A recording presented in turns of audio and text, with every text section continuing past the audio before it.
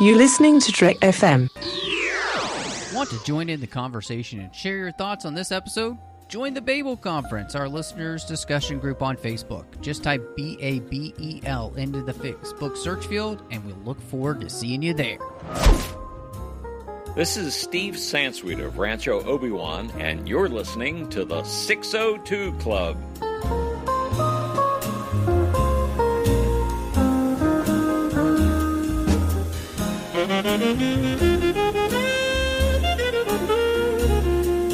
Welcome to TFM's Local Watering Hole, and I am just one of the hosts here, Matthew Rushing, and with me, as she is almost pretty much every single week these days, the one, the only, Christy Morris.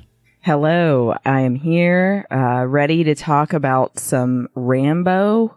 Oh, nice. I'm so excited to be getting into all of the Rambos this year. In fact, the reason we're doing this is a conversation we'd had with our guest this week, John Mills. John, you're actually the impetus for doing this series.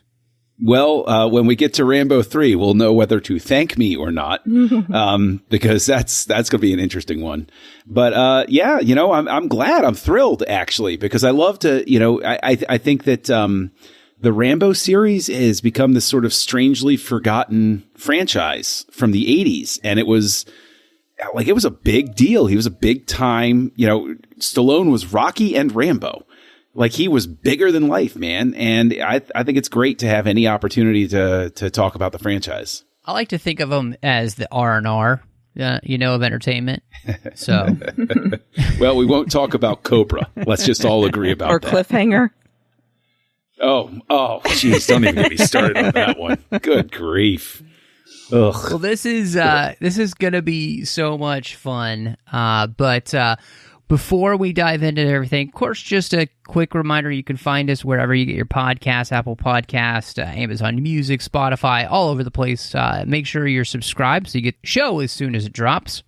And follow us on the social media platforms like Twitter at the 602 Club, and of course we're on Instagram at the 602 Club TFM, so you can follow us in both places, catch up with what we got going on. You can also find us online at trek.fm. We are on Facebook at facebook.com/trekfm. We've also got the listeners-only discussion group called the Babel Conference you can join and talk to listeners from all over the world, really, not just country, world. And you can send us an email over at trek.fm/contact, and you can choose the show, choose the 602 Club, and that comes to Christy and I. So, gosh, this is really interesting to me because this is not just, I mean, I think most people would be surprised to find out that this is a book. You know, especially today, John. Like you mentioned, this is a franchise that's kind of been, in some ways, it feels like lost to time. You know, even though the last Rambo movie just came out a few years ago, Last Blood. Yeah. And so I think, you know, again, it's kind of surprising. This is a book that goes from book to film like so many things do. And it's based off a book by the same name from 1972 by David Morrell. And John, I know I didn't even know this when we were first, you know, talking about doing the series, but you mentioned to me the other day that you've actually read the book. So I'm kind of really interested to get some background perspective then on what this book is like. Is it like the movie? Have there been major changes to what was in the original book? Yeah, there are definite differences, especially with the ending. Everybody draws to that one immediately. There are a couple of nuanced differences in terms of the scale of the response to Rambo. In, you know, as we talk about the movie, we'll talk about, you know, the scale of the response at the end, how many people show up to try to smoke him out and take care of him, sort of thing. It's a little bit smaller scale in the book. The book is very much more. It's hard to say.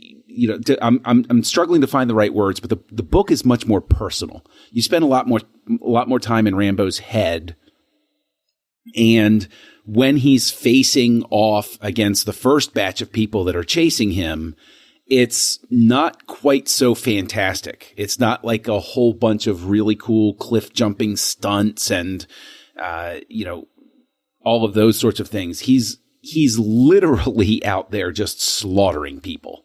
And it's not a merciful sort of thing. Like, he takes everybody out in the movie, but you're allowed to believe everybody survived for the most part, just with some bad injuries and everything. There's no such mercy shown in the book. And when he snaps and runs out, there's, a little cosmetic difference in the fact that I think the movie makes a wise decision to have the cops, especially the one cop with the baton, be over the top a-holes, so that when Rambo gets his vengeance, it's the movie rule.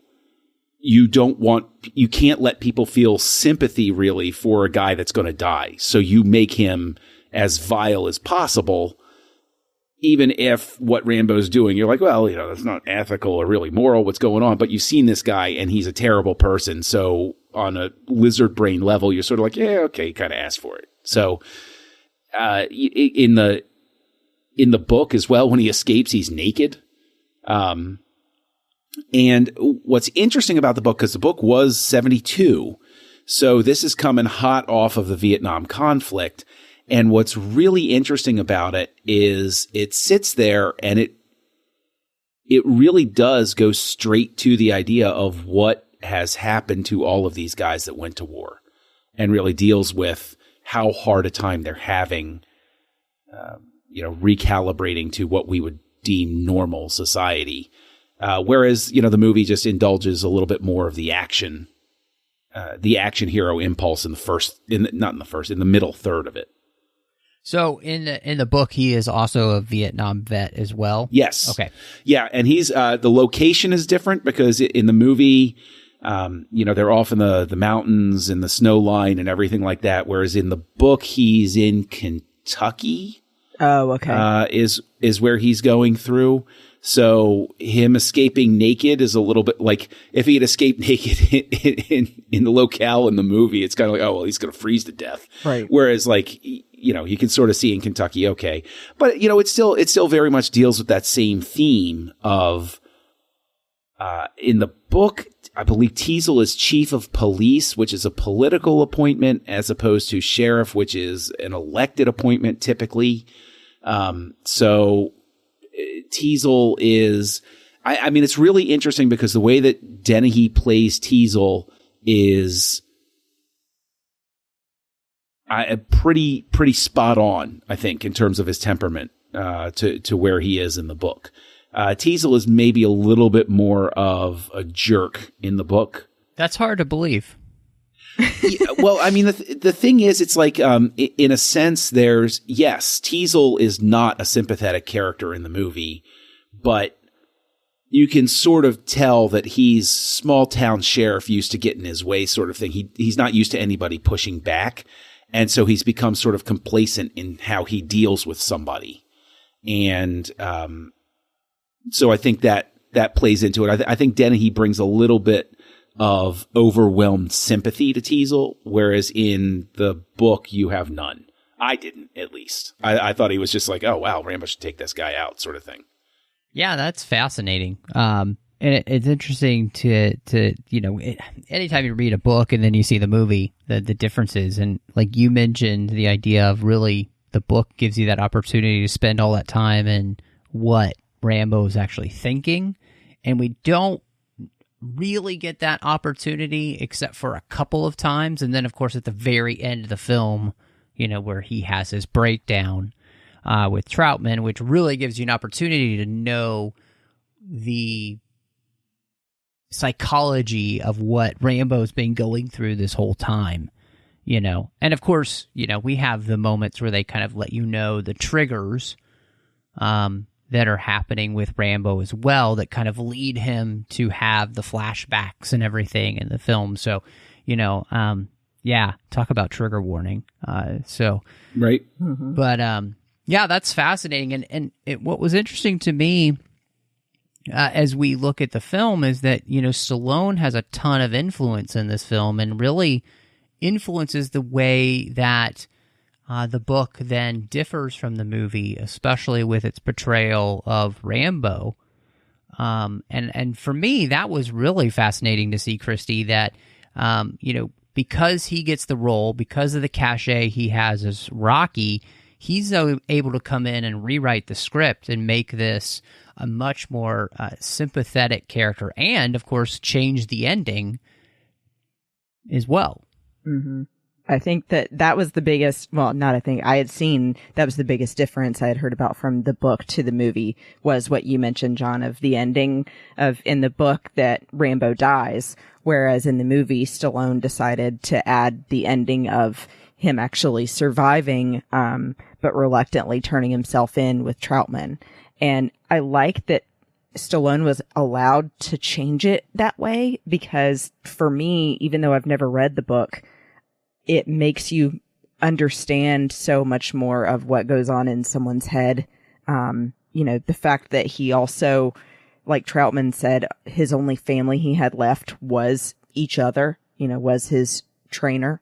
And he just broke down finally and let all of that out about, like, he's still having memories, even as if he's there with his friends talking about all the things they were going to do. And then that suddenly he's got his friend, blowing up in front of him. It really drives home, I think, a bigger message to the movie than just PTSD and trying to understand what they've been through, but also looking at, what it can do to a person for the rest of their life. That, he's talking about, I can't hold a job. I, still have flashbacks. I don't have any friends. All my friends died. It's something that really needs to be looked at more, about how to take care of veterans better and to help them with mental health. Yeah, and I'm glad you said that too, because there really is a pivot point in the 70s and the 80s with how we approach war veterans. I still remember all of the stories of, my grandfather fought in World War II, and my dad said there were certain times where a song would come on when he was at the American Legion Hall, and there was a certain song that would come on, and my grandpa would just get up and walk out of the room. And I asked my dad one time, I was like, did Grampy have any stories about anything? He said, no, he never talked about it, not once. Like he every so often he might make a reference to it, but he never talked about what he went through, sort of thing. And so I think there's, even though this is an action film, there's a pivot point here, which, there were movies in the 70s as well. There was Coming Home. There was The Deer Hunter. And Apocalypse Now, dealing with reassessing what war does to a person. Mm-hmm. And so it's good to see, like you said, Stallone get that moment at the end. But also what's interesting is they did film an ending where he died, but it fell flat with test audiences. I think one of the editions has the extra on it where he basically, Troutman has pulled a gun on him, and Rambo commits suicide by grabbing the gun and making it go off. And it didn't play well at all.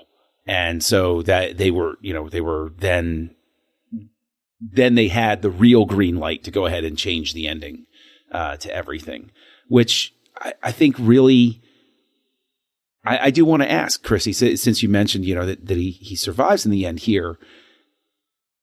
Do you have any qualms with the fact that Rambo lives?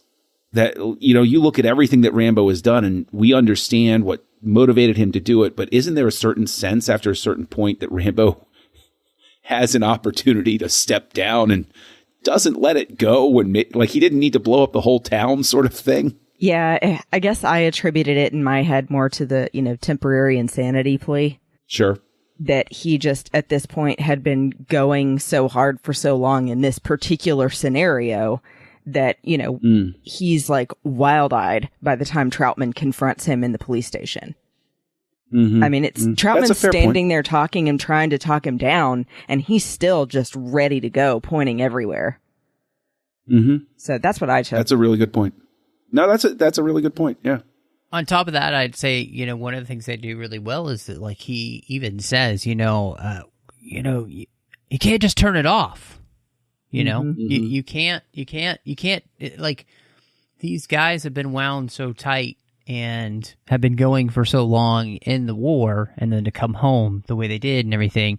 Like, you can't just turn this off. There's no switch, and I think, that's something I really appreciate.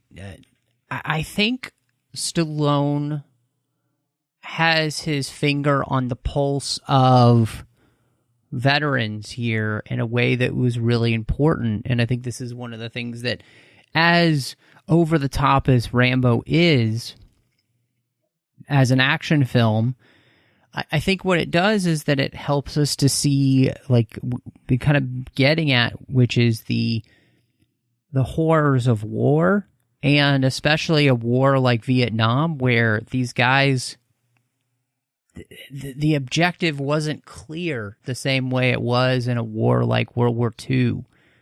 And John, you mentioned how your grandpa had, still had those issues, even with that. Right? You knew what you were going to fight. You knew why you were there and who you're fighting and what would happen if they grabbed power. Even with all of that, war still has an impact. And I think this is such an important thing. And I think Stallone's performance, I don't know if anybody else would have pulled this off. I just think he puts his complete heart and soul into this. And it was so right for him to make this about a vet and make him more sympathetic. Because to show the difficulty of these men returning to a country where they're treated so badly. In some ways, they're treated less than human. And that's exactly what we see here. He's treated like a dog by these men. Even after they know he's a war hero. Like, they still treat him like dirt. And there's no help. There's no help being offered for the PTSD that they have. They've lost all of their friends. They're treated as an outsider. They're completely unwanted. There's absolutely no compassion for these men. And Stallone's performance has that written all over his face 100% of the time in this. And, literally, he's just a guy who wanted to get a meal and was treated like dirt. And I just think he doesn't get enough praise for being a really good actor. And this movie shows, I think, just how good Stallone can be. And I'm really glad that he's in this film and that he got to basically help make the movie better by all of the choices that he brought forward. Well, I think there's also an interesting overlay with the fact that Rambo is being hassled because he's a hitchhiker with long hair. And so there's this sort of blurring of the fact that the sheriff is making these presumptions. Oh, it's another dirty hippie coming through town. And just, you layer on all of those things. It's like, well, who cares if a hitchhiker's coming through a town, especially when you have hiking trails and everything like that. Why wouldn't you expect somebody like that to come through town? And then the fact that his military jacket gets him no sense of respect at all. And in fact, it's regarded as sort of, initially he's like, oh, you're wearing that flag on your, sort of like, oh, look at you, long hair. And so you see sort of the fact that Teasel is from that more old school mentality of, oh, well, if you were really a military vet, you'd have a crew cut and you'd be saying, sir, and you'd be standing at attention. And so those sort of presumptions that go in there, but also the fact that, again, even if he's not a war hero, right? If he wasn't the war hero, you hate to think they still would have treated him this way. And you think somebody without this training or anything, they're just going to get savagely roughed up and manhandled in jail and nothing to do with it. And so there's a real indictment there of how, small town cops can just really go on that power trip and who watches the Watchmen sort of thing. Is everybody really Teasel? Teasel's walking out. He's like, hey, Bob. Hey, Bill. What's going on? Hey, how you doing, everybody? And how many of those people are walking by like, better be nice. Otherwise I'm going to get a ticket or I'm going to get written up for something, so I think that in and of itself also, belies the illusion of niceness that's there. And then also you look at all of the weapons at this small, Hope is not exactly an urban center. and you see all of the guns that the police department has, and you think to yourself, well, why are you that well armed? Right? They're running around with M16s, and it's like, well, why? You're a small truck stop on the way to the mountains. This seems a little overboard, honestly. Like, who attacked last time? Right? Like, they've even also got the outpost with all of its guns and ammo, and I guess people are preparing for a fight. Yeah, well, I mean, the thing is, like, the outpost, like, okay, I could see this is a town in the woods. Everybody's going hunting. Yeah. Rambo runs across the kid who's hunting. So people probably shoot for target practice and stuff like that. So I can get that. But like M16s in the police department, it's like, well, who are you expecting to come to town? Like, it's just weird. It's just weird. Yeah, there's not a lot of hope in hope. Yeah, Nice. Exactly. But yeah, I'm glad you brought that up, though, John, especially about the police piece of it, because I think that was something they're definitely trying to send a message about as well, is just when, a cop may go on a power trip and, be more brutal than they should be, but also be about, the guys that are buddy and cover stuff up for one another because it's small town and they can hide things easier. Yep. And so, that was the whole thing that started Teasel on his power trip was, initially after that judging of Rambo, he gets even more riled up because his friend is the first one that died. Right. And his friend who's the first one that died, I never really caught it till this time. And I've seen First Blood a number of times, but there is some casual racism thrown in there and it's a throwaway line where there's a guy working on the hallway, the extension that's going on, where the holding cells are, and he's an African American, and that cop, who I call Baton Cop, but the guy that Rambo winds up killing, knocking out of the helicopter, says, are you ever going to finish this? You better get working, boy. Like, and I didn't even hear it all of the times that I've heard. I don't know whether I'm just more attuned to it, but I heard it this time and I said, whoa. Like they really set this guy up so that there's zero sympathy for him when he buys it later on. Like, right out of the gate, the guy's just a terrible person. What's he even doing here? Yeah. Sort of thing. But that speaks to, he's Teasel's buddy. So, people look the other way. Yeah, and I think one of the things that you end up with, and John, I really love that you pointed this out, this whole we're judging a book by its cover kind of thing. And Teasel has no idea who Rambo is or what he's done or the life that he's led, and he just assumes that he knows who this guy is because he happens to have longer hair and is wearing a fatigue jacket. And instead of asking any questions or trying to get to know the person in any way, he just assumes that he knows who he is, and then he treats him accordingly, the way he believes that type of person should be treated. And it's just an awful portrait of just the type of, as you mentioned, like kind of like racist and just I don't even know what you would call that. Like condescending, like he's kind of classist too. Like he assumes that he's basically a dirty hippie, and he deserves whatever dirty hippies deserve, according to his worldview. And it's just so short-sighted.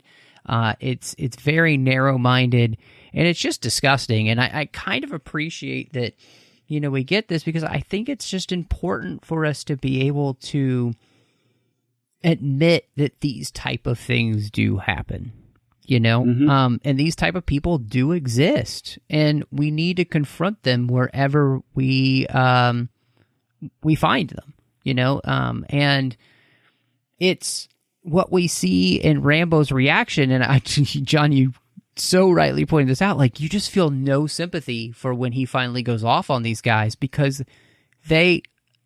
he's being treated as less than human. like that he's not a human being at all, and it's just so disgusting. Like, yeah, I mean, that cop is straight up trying to murder him when he's hanging on the cliff. Just murder him, and David Caruso, the redheaded cop here, more than a decade before he gets fame on NYPD Blue or whatever, he at least, John, it looks like he's had a long fall. Yes, but no, it's one of those things where he gives voice a little bit to it. But what I think is interesting about his character is he has a conscience, and he tells them, hey, back off of this guy. Something's not right. Can't you tell he says, can't you tell he's nuts, basically. But he's at least on the trail of saying, something's not adding up here. Do you think maybe we're not doing the right thing? But then you see that sort of social pressure that can exist in that situation where he's speaking up and the two older guys are like, shut up, kid. You don't know what you're talking about. You're going to do what you're told. And so it's really interesting there, just with that dynamic added into it, as well. And that later they even have him laugh at them and say, wow, we're not hunting him. He's hunting us. Yep.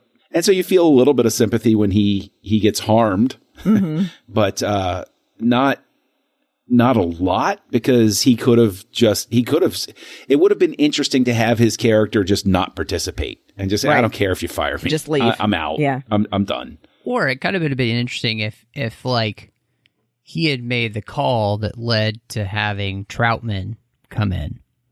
Right. That would have been an interesting angle too. But I am glad. I wanted to add, I think that it also adds to Rambo's character and I don't know, John, you could say if this was also in the book, but where he comes out in the ravine after the first cop dies and says, I don't want any more trouble.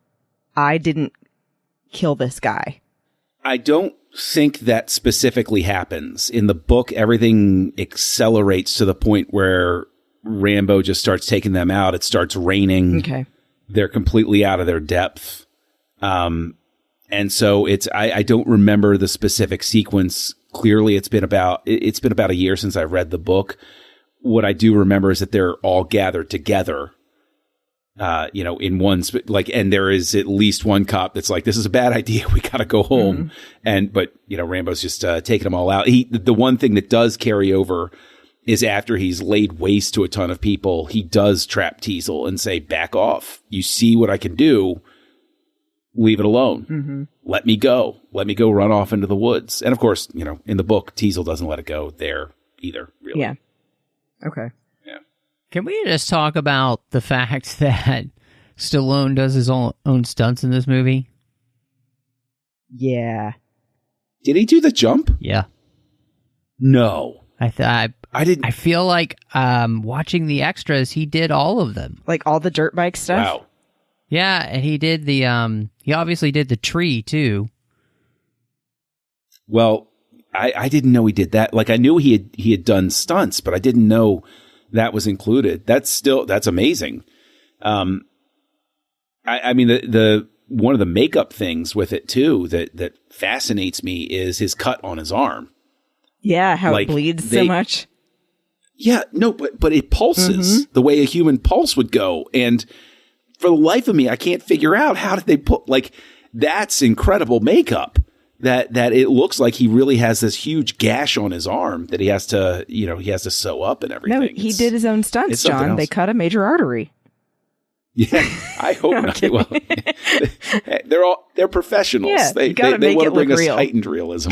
Yeah, exactly. Yeah, he broke some ribs filming 3 takes of the scene where he jumps off the cliff into the tree. Wow. And then he got a serious back injury, apparently. I was just looking this up to just make sure we're getting it right. After filming 19 takes of the scene in which his character was clubbed with the nightstick. Jeez. Oh my gosh. So, yeah, he literally took a beating in this film. So talk about committing to a role. My goodness. Yeah. And I think that's what makes him so good in the movie. Yeah. Yeah, although I do, I always quote this line of, I think it was Olivier when he was filming Marathon Man with Dustin Hoffman, where he said at one point, "My dear boy, you should try acting. It's so much easier." Because Hoffman had stayed up for 24 hours because his character had been up for 24 hours and looked terrible. And Olivier was like, "What are you doing?" Like, whoa. Yeah, but the thing is, that's as long as I've lived with this movie, I thought the cliff jump was the one he didn't do, but he did that. That's amazing. That's fantastic. I mean, and a little ridiculous, but wow. Yeah, we're glad he's okay. Yeah, but yeah, I mean, he's like, and nowadays we've got Tom Cruise doing all those stunts in the Mission Impossible movies, and breaking his ankle and stuff, and touche. So but Stallone, man, I think one of the things that I was really, especially rewatching this, is the way that the action is shot. It makes you really feel part of the action itself, but I also felt like I was inside kind of the paranoia that Rambo's experiencing, the way it's shot. Mm-hmm. Like, I think it's just really well done to bring you inside. So even though we're not spending as much time in obviously inside his head the way we would in the book, like he's mentioned, I feel like I understand what he's going through by just the way the film is shot. Yeah. And I think that that's the thing, too, that still stands out for me as well. In addition, is just the way everything is shot, but especially his scenes. I think that you see also that pain in his face. I think that Stallone is so good at showing that although he's angry, he's also really confused and stuck in his own head and just trying to figure out how to get out of the situation, and feels like he has to fight his way out. Well, the thing is, I feel almost like you guys are baiting me, because here we are on TFM and everybody knows that I have a passion for Star Trek V, but I love hearing you talk about how well shot it is, because this is shot by Andrew Laszlo, who was the director of photography on Star Trek V, and is scored by Jerry Goldsmith, who did the score for Star Trek V as well. But yeah, Andrew Laszlo photographed this. I agree that the photography is great. I think that the outdoor scenes are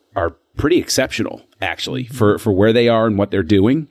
I think that the most recent remaster or whatever, it looks better than previous ones. Yeah. The previous edition, the lightning, especially when they were out in the woods, it just didn't work. There was something off about the color balance and saturations or whatever, but the latest edition, the lightning looks right and it works really well. But yeah, I think that, this is immersive. I saw this on videotape however many years ago, too young to see it. And to this day, I feel like I'm there with him. And I mean, that's not easy, especially considering they have those cave scenes and all of the fog to deal with. Just shot continuity alone could have driven somebody mad trying to get this movie put together. And the fact that it is consistent and that it looks so good is, I mean, it's an achievement. It really is.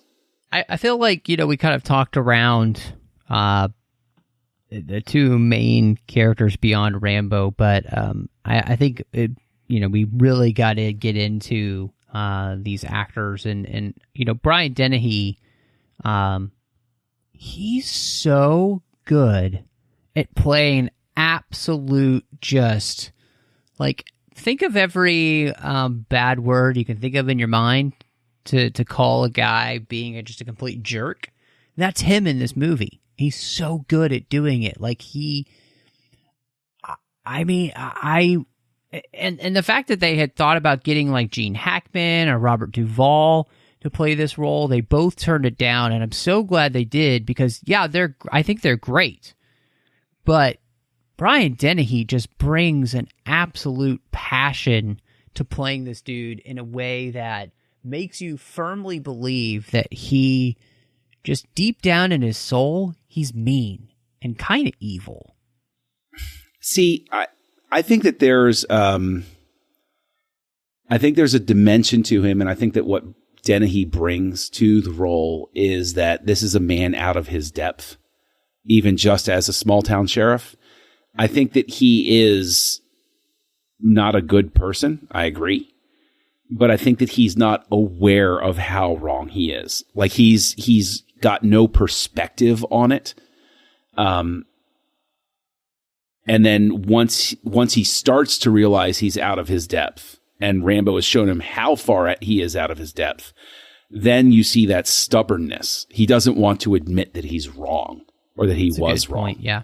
Mm-hmm. And I think that you get almost there. He does have a bit of growth, and I think the thing that blunts blunts him from going to sort of that cartoonish evil level is that scene with Troutman in the bar, where you see him starting to process and assess things. And it might not go all the way in for him, but you feel like he is at least listening to Troutman and trying to maybe understand that his worldview has been so limited that, you know, he has an opportunity here to realize, oh, maybe I am the problem. But then, of course, you know, Rambo comes back and hijinks ensue and, you know, goes from there. Vendettas come back. Yes, exactly. Yeah, that was the vibe that I got from him as well. I think that the big thing that Dennehy brings to it that I think Gene Hackman wouldn't do the same is that he's got this eye-narrowing stare. He just looks so terrifying, and like he just absolutely will not let something go. And he does that so well. And you can tell, you know, like you said, John, in that scene where he kind of softens a bit because he's thinking about it and really thinking more about who Rambo is as a whole person and not just this enemy he's facing. And then later dismisses it again. And it leads to almost his death. I mean, we're led to believe that he's possibly surviving as he's taken away in the ambulance, but maybe not. Yeah. True. And what was interesting in that bar scene is that, you know, he admits, he's like, I just want to kill this guy. Like that there's something inside of him that has made him want to see this dude dead for no good reason, really. He can't explain it. And I agree that there's some more dimension there, but to me, it's like he's just admitting to himself that he's kind of as evil as we've seen him be on screen. At least that's how I took it. Mm-hmm. I mean, I guess I take that moment more as sort of, I guess, almost like the alcoholic or the rageaholic. Your first step to recovery is realizing what the problem is. And so I've always taken that scene as him having that first step of admitting that, you know, he's on the cusp of saying, I should have backed down, but I couldn't. I didn't know how. Like, because there are so many points, like when his car flips over after he's chasing Rambo, right? I mean, you know, I would have been like, you know what? Screw it. That guy, we're just going to increase patrols in the town and just make sure he doesn't come back because this is not a good person to mess with. Or at least go back and talk to the other officers and say, okay, take me through it. Exactly what happened here? Because he comes charging in. And granted, he's made all of these mistakes and all of these terrible decisions, but then he's not down there. And he comes in and just Rambo's, you know, messing everybody up. And he doesn't know what's going on. And so there's this sort of aspect of momentum that goes on from that point. Maybe I'm being too generous with the character, but it's just I've always hinged on that bar scene as him starting to realize that you know he's the problem. So you know maybe I'm just being too generous with him. I don't know. And I mean, as you're talking about it too, you know, I can see how that can be a read. You know, like I think that's one of the things about the performance is that it's nuanced enough that I think you can read it either way. You know, and that's really good with a movie like this. I mean, you know, I don't know if you say you were in the video store back in the day and you picked up First Blood and you thought, man, I'm going to get some really nuanced performance in this, you know, like it's probably not your first thought. No, this was either my brother or my cousin saying, don't tell your mom you saw this. Just shut up and watch. Okay, sure. Well, Richard Crenna was the very last person that was supposed to be in this role. You had people like Lee Marvin turn it down, James Mason. They even had the role was going to be played by Kirk Douglas, who was hired. And then he was like, oh, this isn't ending like the book. Well, I'm not doing it unless it ends like the book. So sorry, guys. And So then lame. he plays it. And I think, Richard Crenna, he has another nuanced performance of the sense that, he's the guy who helped create all of these guys like Rambo. And you can kind of tell that he cares for Rambo, but you're never quite sure if it's really that he cares for him or if he's just worried more about his own job because his, basically, Frankenstein has destroyed a town. I was going to say, I feel like it's, to me, I always kind of took away that it was more he cared about Rambo and that he felt like he could come in as an expert and instruct everybody that what they're doing is foolish, which he does. Gosh, he tries so many times to tell them what they're doing is foolish and they need to back off. I think he even says it's like bringing pigeons to a cat. But he's so good at coming across as still, even though he's warning everyone and he's talking about how great Rambo is at what he does and everything, you can tell that he still wants Rambo to survive and he wants to be able to see him again, to maybe reach him deeper and show him that what he's doing is wrong and he needs to stop. Because he says even, why not let him escape to another town and we can peacefully bring him in later. Right. Yeah, he'll go off, he'll settle down, and then we can just go in and just gently arrest him there. You're right. I agree with you, Christy. I think that Troutman is motivated by an actual caring for Rambo. I think that he has with Crenna's performance, I pick up a sense of a career military guy who's far enough along now that he has a little bit of regret with what he did. Mm-hmm.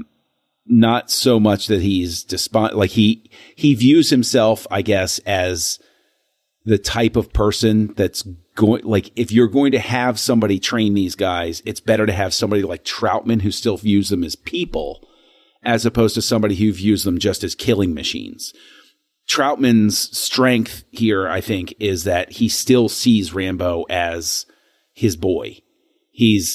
He's there and he cares for him and he wants him to get better, as opposed to somebody that just would look at him as, well, he's a military asset. And so we got to bring him in and we're going to, there's never a sense with Troutman of we want to bring him in and reassign him and put him back out in the field, because that's sort of I don't know if it's a trope, but I've seen it in plenty of action movies where they say, they say that the person, well, they just don't belong in the real world, so we'll put him off and have him continue doing missions elsewhere because that's where he's comfortable. Mm-hmm. Troutman wants John to leave this life. He wants to help him leave it behind. He doesn't want him to continue to be like this. And so I think that Crenna brings a really, really gentle, Lee Marvin wouldn't have worked because Lee Marvin would have been the hard ass. It would have been a completely different read on the character. And I think Crenna also, while he's an established actor, he's not Lee Marvin. He's not the type of actor where when I see him, it's going to pull me out of a role 100% of the time, because that voice, that manner, that face is so indelibly what it is. Whereas Crenna has a bit more of an everyman quality to him in the role. The thing that really struck me about this performance was, at the end where John is crying on his shoulder, and you could see where the disconnect comes in that he doesn't know how to be what this guy needs, right? You do see that he kind of wants him to live, because earlier you got the moment where they thought they blew him up with the rocket launcher and he realizes he's not dead and he gets that little tiny like smile to the camera, basically, like suckers. And but what I love about the performance is that we're not at a place for people to truly understand how to help these men the way they really need to be helped, you know? And not enough people do care about them, you know? Troutman caring about John is only part of it. Like, you need a whole support system, and I think... and just somebody who's able to be in touch with the emotional state that you need to be in touch with to reach somebody like a John Rambo, you know, who's just so far gone. And I think that's all in the performance. And so, you know, again, I think both him and Dennehy just give such nuanced performances that allow you to be able to take it so many different ways. But I remember just, so the reason I, you know, first watched this movie a few months back is one of our friends on Twitter, Sean, had mentioned it, and I was like, I've never seen that, and I saw it at, you know, Walmart, and I was like, well, it's only $14 for 4K and digital. How much could it suck? And I just was so blown away by this film. And part of it has to do with these three guys' performances. And, you know, it's just really interesting. And I'm obviously going to be so excited to continue on with the series, kind of see what they do with it. Because, like, you know, we talked about the Rocky, you know, the first Rocky movie. And that's a series that kind of finds its way going downhill. And I'm wondering does Rocky do that too? So, John, you mentioned another great Star Trek V connection and the fact that Jerry Goldsmith does the soundtrack here. And man, such a great job, and completely elevates the film with a score that has great action music, but also has this kind of melancholy, heroic theme for Rambo that really accentuates the kind of turmoil inside this guy. Like, he wants to be a good person, and yet he's having trouble overcoming everything that's happened to him. And so man, great score. I mean, you know, Goldsmith is just so good in general. I love his stuff, from this to Star Trek to Rudy to, you know, I mean, it's so many great scores. But yeah, this is a winner from Goldsmith, I think. Yeah, I agree, especially for the tension scenes. I love the decisions that they made with the score when they're climbing up the riverbed and Rambo is creeping up over the bank in the midst of them. It's just, you know, this percussion that's like a ominous thing. And you know, that really jumped out to me. But I do have one little brownie point to take off for it that took away for me, and that was the end credit song. Those vocals, dear God, that's bad. Yeah.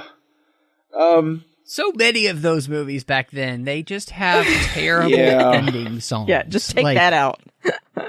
It was an odd choice. It was a really odd choice. I don't know whether they thought that they were going to have a situation where they were like, and this will be our song from the hit movie First Blood, because like when you listen to the lyrics of it, you think to yourself, this is really, really depressing. Like, why would I turn this on? This is really sad.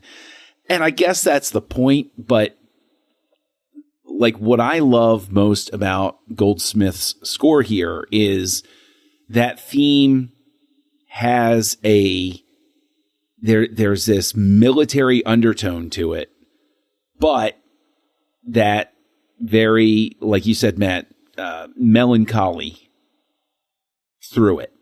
And so you can, Goldsmith is really good at creating those sort of, you know, character pieces for the movies, you know, that he scores and everything. And I think that this is one of those where if I listen to the First Blood theme, I can at least get a sense for who John Rambo is from it.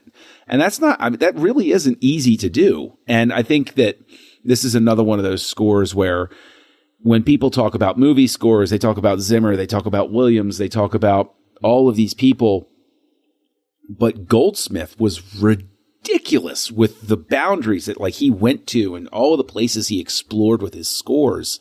And I mean, I struggle to think of somebody that can pivot like this, you know, from Star Trek, from The Omen to Star Trek, the motion picture to First Blood. And it all sounds completely different. There's nothing that I detect here outside of just, you know, a magnificent score put together by somebody. Yeah, I mean, honestly, it's just good stuff, and I'm really interested then, as we've talked about this, to see where both of you are ratings wise with this film. And so, John, you're our guest. So, where do you fall with First Blood? Well, what's our rating scale? Exploding gas stations? Drops of blood? No. We've been doing 1 to Let's 5, go with but yeah. Okay. Well, whatever we're handing out, whether it's drops of blood or exploding gas stations or what have you, it's a solid 4. The last time I watched it, I wasn't as in love with it as I was this time, and it's really weird because it really hit this chord. I don't know whether it's just where I'm at right now or things in the world or different ways I've seen certain parts of it. But I think this is just a solid 4. This really is. I mean, that huge cultural impact and everything like that, but really, really well done film. Yeah, I have to echo that as well. You know, there's not many things that I don't like about it. And I meant to say earlier, this is another thing that I watched with my dad, probably too young. And then today, my husband got the notification while he was still at work that I bought it on Amazon Prime to rent for $3.99 and told all his friends, my wife's at home watching First Blood. And they were like, what? Yes. So I'm that strange girl. But, yeah, so I always enjoy it and find meaning in it. I think more than anything for me, the emotion of what it must be like for somebody in that situation as a veteran really hits a chord with me. And I'll never fully understand that, but I can at least try to, empathize. So yeah, I give it a 4 out of 5 as well. I'm going to give it 4 hunting knives out of 5. Nice. Very nice. Nice. Very nice.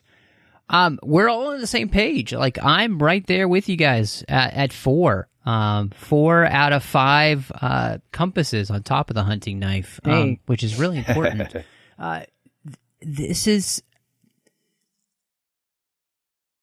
There are many movies in the 80s that I wasn't allowed to watch, that I missed. Mm-hmm. And going back to them, it's always interesting to see how they actually hold up. Are they movies to which people loved because they were at a certain time period, or are they movies that actually still hold water today? And this is one that I absolutely 100% believe actually holds up. For the themes we talked about with police brutality in the movie to veterans coming home from war. And, I think this is a fantastic film, and everyone in it should be proud of themselves. And it's interesting, the movie came in at 3 hours, and Stallone thought his career was over when he saw the 3 hour cut. And he almost bought the movie just so he could kill it completely. Wow. And then they recut it all down to an hour 33, and this movie hums. There's not a part of it that feels unnecessary. This is one of those places where you can really see that you can make a movie in the editing bay. I don't know. Maybe George Lucas had something to do with that. I have no idea. Probably not. But it sounds like something he would be able to pull off. The one thing I'll say is I think that maybe there were an extra 10 minutes somewhere out there that would have bumped us all up from a 4 to a 5. You'll never know. Maybe it's just that 4 is just where it would be. But to go from 3 hours to an hour and a half, maybe there's an extra scene or two sitting out there that would have fleshed out a couple of things that, we dinged along the way. Yeah. Yeah, that's a good point. Well, I'm really excited because we get to this part of the show where we recommend things to people with recommendations. And so, John, what are you going to be recommending to people for the 602 Club today? I'm going to go ahead, and this is something that Matt, I think we talked about it here or whatever, but I just rewatched Tenet, and I love it. I think it's terrific. And I would recommend it. That will be my recommendation for this discussion. Yeah, especially for all those people who might not have seen it in the theater. Man, it's out now, so watch it. Yeah, it well worth the purchase in my estimation, because I don't think you can rent it right now. Yeah. So I'm going to do another little bit silly one. I did a funny one last week, but I've just gotten into some different things that I wouldn't usually because I've been stuck more at home, as I'm sure most people have. And so I actually recently got a Nintendo Switch. And because some of my friends wanted to all play at one time with me online, we were looking at something that we all wanted to play together. And I got back into playing Super Smash Brothers Ultimate or Smash Brothers in general, and now it's Ultimate or whatever. And it's been really fun and a way to be able to still connect with people no matter where you are in the States or the world even. So I recommend trying video games again if you haven't, but also Smash Brothers Ultimate. Cool. So I'm going to recommend something that I absolutely love, and it's a movie called The Mission, and it's such a good movie, and the reason I'm recommending it is because I ran across it. I was looking at some stuff on Apple TV, and I saw that they had all of these epic movies for $4.99. So there was Lawrence of Arabia, the restored 4K edition, that you can't even buy on a disc right now because it comes in a special set from the Columbia Pictures. It's a bunch of money, and I didn't care about all the... Anyway, the point was, is I saw The Mission was there too. $4.99 in HD, and this is an incredible film by got actors Robert Duvall and Jeremy Irons. It is one of the most moving, beautiful pictures of redemption that you'll ever see. It's sad. It's gorgeous. The soundtrack is off the charts, insanely awesome. It is a must-see film. It's just so good. So I'm going to recommend The Mission to everyone. John, so we've been teasing here on the 602 Club for a while now, something that's going to be coming from you and I from the 602 Club, and as we branch out a little bit. And I feel like it's time for us to make that announcement. Let's make the announcement then. Let's go ahead and roll that out. John, you came to me a while back, and you said, Matt, we should do this podcast together.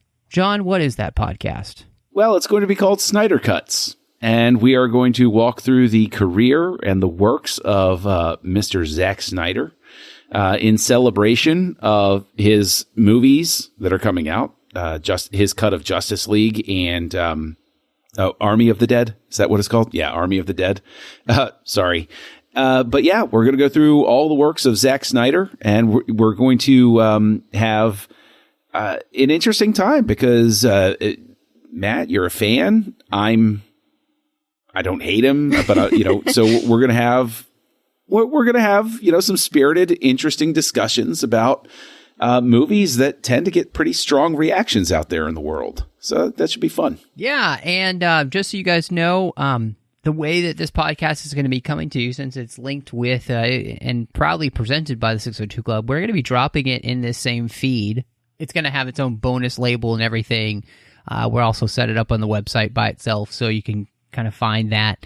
But we're really excited to bring this to you. It's a short-run podcast, too, obviously. Snyder only has so many movies, but we're going to actually be starting, John and I have actually recorded the episode where we talked about all of his music video work. And so we've already recorded that. It's going to drop in a few weeks here, so just just keep looking out on the feed. You're going to find it. And I think it's just going to be a lot of fun. Honestly, if the first episode is any indication, it was fantastic. We just had a wonderful conversation. We really did. We had a wonderful conversation about his music video work and go into more detail of just kind of, why we thought this would be interesting. So I think it is going to be a lot of fun. So I hope that you'll check out Snyder Cuts and enjoy it, especially as we look towards, that thing that was never going to come to us, but is coming this year, called Zack Snyder's Justice League. So that's the announcement, which we're really excited to be bringing to you. But John, if anybody wants to catch up with you and maybe see if they can pry any more information out of you about Snyder Cuts, maybe like, what the artwork's going to look like, where can they find you? Oh, well, these are all closely guarded secrets. Nobody knows yet. And you can find me. Yeah, not yet. You can find me floating out there on the internet as Kessel Junkie, KESSELJUNKIE. Letterboxd is the only place I have fun on social media anymore, really. So check me out there if you want to. And you can find me over on the Nerd Party, appearing on House Lights, where, we look at the works of different directors. And you can also find me on a show called Aggressive Negotiations, which is a Star Wars podcast, which delves into the deep dive arenas of a galaxy far, far away. Well, I don't know what you're talking about, because I think that your sarcasm on Twitter is hilarious, but that's just me. Oh, well, thank you. Thank you very much. We'll see how long I can last. And of course, if anybody wants to find me, I do another show aside from 602 Club called Sabers and Spells, now with my friend Amanda DeFonso as a new co-host. And we'll be releasing another episode soon this month. So I hope you'll go find us on Twitter and Instagram at Sabers and Spells. And then you can find me personally on both of those as well at Bespin Bell. And of course, you could find me on any of the social media platforms out there under Matt Rushing 02, at least any of the ones that are still allowed to exist. And then you can also find me here on the network doing a couple of shows. Aside from the 602 Club and Snyder Cuts coming up, I've got Literary Treks and The Orb, doing those with Chris Jones. Literary Treks is all about the books and the comics of Star Trek. And then, of course, The Orb is about Star Trek Deep Space Nine. And then, aside from doing Aggressive Negotiations with John on the Nerd Party Network, I also do Owlpost with Drea Kaufman, as we talk about Harry Potter each and every week, one chapter at a time. And legitimately, we're almost done, folks. We've got like 9 or 10 episodes left, so it's pretty crazy. But, well, that's all the announcements we have. That's all we have for you, folks. But thank you so much for joining us this week. And y'all come back now, you hear?